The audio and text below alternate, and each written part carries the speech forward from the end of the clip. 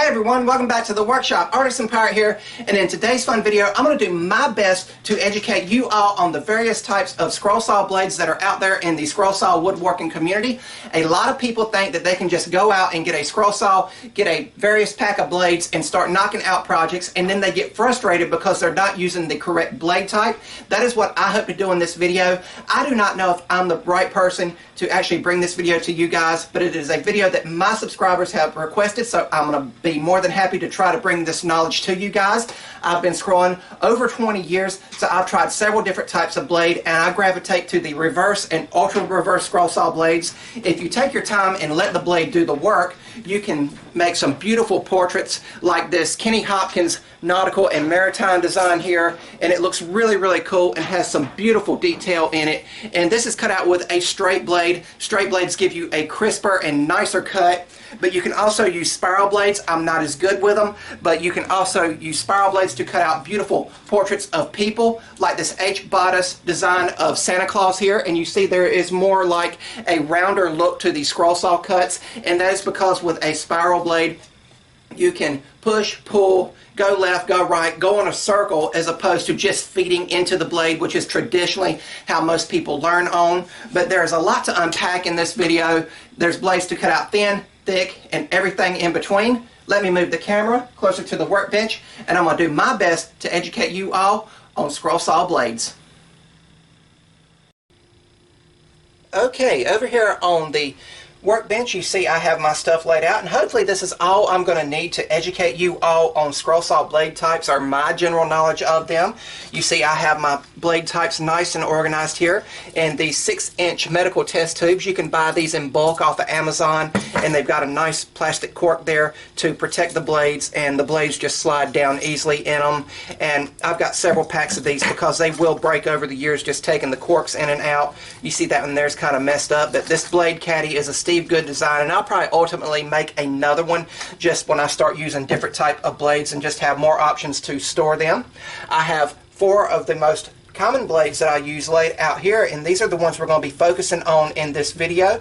Keep in mind, blade selection is key to what work you are trying to do.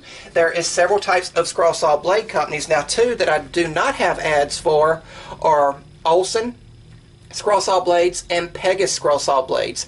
Those are blades that are readily available at Klingspor woodworking shops or any scroll saw website that sells supplies. You can order them in bulk. There's also the Flying Dutchman blade types. Now, I've never used Flying Dutchman blades or Olson blades, but I've heard a lot of good things about them. I know that Flying Dutchman here takes out ads in Scroll Saw Woodworking and Crafts magazine with a website to go to and order them all. But the blades that I will gravitate to most are the Pegasus blades for spiral scroll saw blades, and that's for cutting out portraits, as I said, like with this Santa Claus portrait back here, and it gives a more rounded appearance. But 9 times out of 10 I will go with a number 5 reverse tooth or number 5 ultra reverse tooth Sharktooth scroll saw blade. Sharktooth scroll saw blades are available through Scroller Online, and there is their website, scrolleronline.com. It is a mail order company, although you can order these online as well, and they take out full page ads and just show you the varieties they can get here. Now, I've never used a metal cutting scroll saw blade. I've never cut metal on my scroll saw. If that's something you'd like to see me attempt, please let me know. But there you see kind of the zoomed in images of everything, like the spirals, the reverse tooth, the crown tooth, and all. And the blades that I mainly use are these 2 here, and they are very thin and very delicate, and these are the number 5 reverse tooth and ultra reverse tooth scroll saw blades. I have used these blades primarily in my videos and off camera to cut out the portraits like the Kenny Hopkins design here and the Jaws portrait that I myself designed and done a video on. Those were cut out with number 5 blades. I will also use a number 5 blade. Keep in mind, a number 5 blade is good for cutting materials up to 3/4 inch. You can go a little bit thicker, and I do go cutting thicker material when I make the keychains, the compound cut keychains, which is really popular and a very good seller for me. You see it says the name Burlington, which is my hometown here. I will use a small number 5 blade for this, and even though it is an inch thick, I will still use a number 5 blade for some of the tighter turns in here and just an overall cleaner cut. Now, if you want to go to some thicker material and go to the 3rd dimension with more compound cutting, you might have to use a number 10 or 12 scroll saw blade. And you see the difference in this and a number 5 blade. The difference in the thicknesses there. And you will need the thicker blade to cut out projects like this. The Love Wood piece. This is compound cut word art designed by Steve Good, and with that word Love Wood, it is a great gift to give to a woodworker or a carpenter, and a great conversation piece. And you are not going to be making the tight turns with a number 10 or 12 blade that you are with a number 5 blade, and it's also a much slower cut. When you get to some of these tighter turns, you're just going to have to go in there and be as patient as you can and just kind of hog out areas until you're able to turn the piece to continue on the cut line. It takes a lot of practice to perfect this method of scroll saw cutting, and it was a lot of trial and error for me until I got it right. And even this one here is not completely perfect, and that is the nature of wood. And what I want to do here is move these 4 scroll saw blades. I also have, I didn't show this, a spiral blade, and it's really hard to tell what this one is all about. And you can see, you can barely see it. This is a number 3 spiral blade from Pegasus scroll saw blades. They are very good, and I pick up a couple packs of those when I go to Klingsboro Woodworking Shop. I want to try to illustrate here the difference in the blade thicknesses and what all they actually mean. Now, let's just say on this paper, this is your scroll saw table. This is your area where you're going to have your material, and your blade and all is going to come through it and connect. Your blade's going to come through at the top and come through and connect. A scroll saw always cuts on the downstroke. So when you're cutting, make sure the teeth are facing down. So you want to make sure those teeth are facing down and they cut on the downstroke.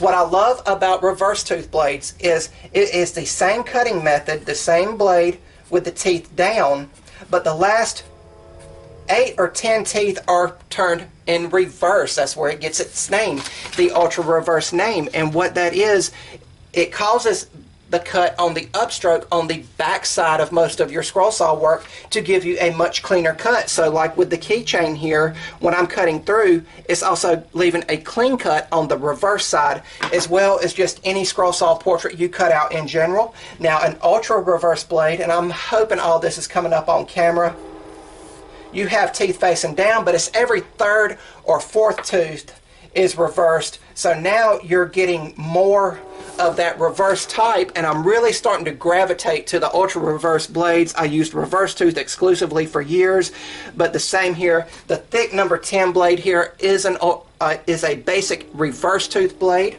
And then with the spiral blade is just a scroll saw blade that is twisted to kind of resemble a corkscrew, and its teeth all the way around it, 360 degrees.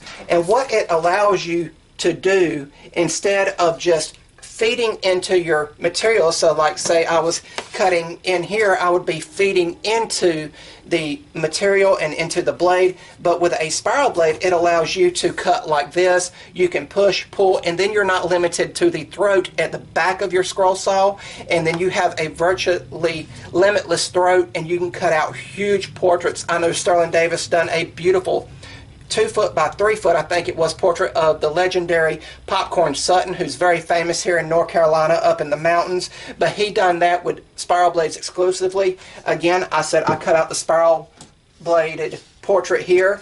I used spiral blades to cut out Santa Claus here, and it took me around 4 hours to cut this out, where it would have only took me around an hour with all the detail if I was using a straight blade. It was just something I was wanting to learn how to do, and it gives you more of a rounded appearance to where, because you're kind of just like doing this, and it's a very hard habit to learn because you are so in tune with straight blades for these portraits here, to just be constantly feeding this way and always having to rotate the portrait while you're cutting. But really, really cool. And here is a more blown up look of the scroll saw blades here. You see you've got skip tooth, reverse tooth, and you see there, I hope it's showing up, where some of the teeth are reversed. Ultra reverse are, you know, it's every few teeth are reversed, and then the spiral blades here, which like I said are twisted like a corkscrew kinda, and it allows you to cut in virtually any direction. I hope this has educated some people, and I hope you've learned something and maybe get you a leg up if you're new to scrolling. If you're new here, as always, please subscribe to the channel to see all future content, and also follow me over on Instagram at Artisan Pirate. Links to all my social medias will always be linked down in the description box, down in the description boxes below. That's about all for this one, and remember guys, if I can make it or do it, so can you. I'm the Artisan Pirate. Take care, and I'll see you guys real soon.